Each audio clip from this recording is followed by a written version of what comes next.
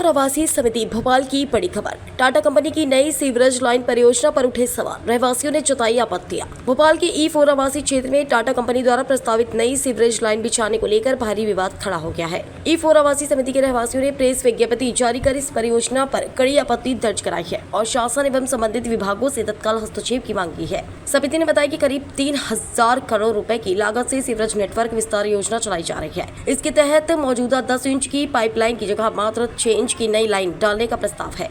रहवासियों की प्रमुख आपत्तियां, पाइपलाइन का आकार छोटा, वर्तमान में 10 इंच की पाइपलाइन है जबकि नई लाइन मात्र 6 इंच की होगी, जिससे सीवरेज ओवरफ्लो और अव्यवस्था बढ़ेगी। पीने के पानी का खतरा, नई लाइन जलापूर्ति पाइपलाइन के बेहद नजदीकी डाली जा रही है। रिसाव की स्थिति में पेयजल दूषित होने और गंभीर स्वास्थ्य संकट खड़ा होने की आशंका है। मकानों को नुकसान, गहरे गड्ढे खोदने से आसपास के मकानों की नींव कमजोर हो सकती है और कई हिस्सों में धंसाव की संभावना है।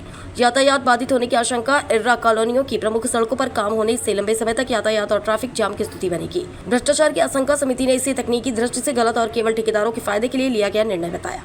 समिति की मांग, E4 आवासीय समिति ने स्पष्ट किया है कि यदि शासन और विभाग इस पर ध्यान नहीं देते हैं तो रहवासी बड़े पैमाने पर आंदोलन करेंगे। उन्होंने मीडिया से भी अपील की है कि इस विषय को गंभीरता से उठाकर शासन तक पहुंचाया जाए।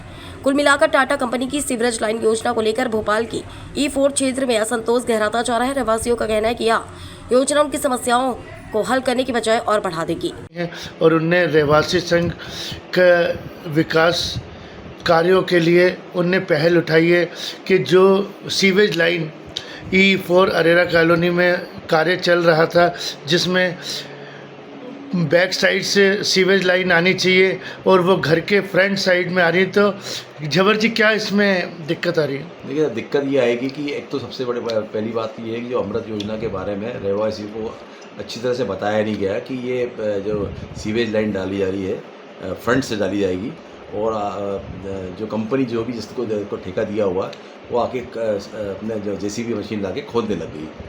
कुछ जगह तो E4 के अंदर ये खुद भी गया था। जैसे ही रहवासी को इसकी जानकारी लगी कि इस तरह का जो काम हो रहा है कि फ्रंट से सीवेज लाइन जा रही है, जो कि ऑलरेडी सबके घरों में पीछे से गई हुई है लाइन जो है, अपने सीवेज लाइन जो है, इसको उनके द्वारा जो है आगे से लाया जा रहा है। इसमें नुकसान ये है कि यदि आगे से सीवेज लाइन लाते हैं तो चूँकि पास में ही जो है नर्मदा पानी की लाइन भी है और सबका पानी जो है, पीने का पानी जो होता है वो नर्मदा लाइन से फ्रंट से ही आता है और सीवेज लाइन बैक साइड होती है।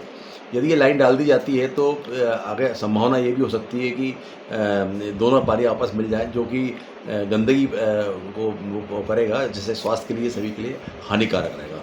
सर, आपके साथ इस कॉलोनी में E4 में कितने बंगले हैं जो प्रभावित हो रहे हैं इन चीज़ों से? इसमें E4 ये पूरा अरेरा कॉलोनी एरिया में E1 से लेके E5 तक सभी दूर ये सर, आपने अभी इसकी कहाँ कंप्लेंट की? हमारे द्वारा इसमें जो है एक बैठक बुलाई गई थी, जिसमें कि हमने चीफ इंजीनियर को कॉल किया था और जो कंपनी को जिसको ठेका दिया है तो उनको भी कॉल किया था। उनको कहा गया कि भाई ये जो आप काम कर रहे हैं ये उचित नहीं है और ये इसको तुरंत बंद किया जाए। साथ में पार्षद, जो पूर्व पार्षद थे मोनू गोयल जी, वो भी हमारे साथ थे। पूर्व विधायक धुरनानी सिंह भी हमारे साथ थे। उन्होंने भी इस बारे में कहा कि ये उचित नहीं है। जो रहवासी बोल रहे हैं, इनका जो विरोध है उसको सुना जाए और सर्वसार उसको देखा जाए। सर, ये जनप्रतिनिधियों ने जो आपको आश्वासन दिया है, उसके बाद मेरे पास टेलीफोन आया कि भाई अब जो हमारी बातचीत हुई है इनके ठेकेदारों से और जो सरकार के जो प्रतिनिधि हैं नगर निगम वाले, उनका कहना है कि हम लाइन जो है पीछे से ही डालेंगे। तो अब अभी ये कोई राइटिंग में नहीं आया है, लेकिन वर्बली उन्होंने ये आश्वासन दिया हुआ है। Okay sir.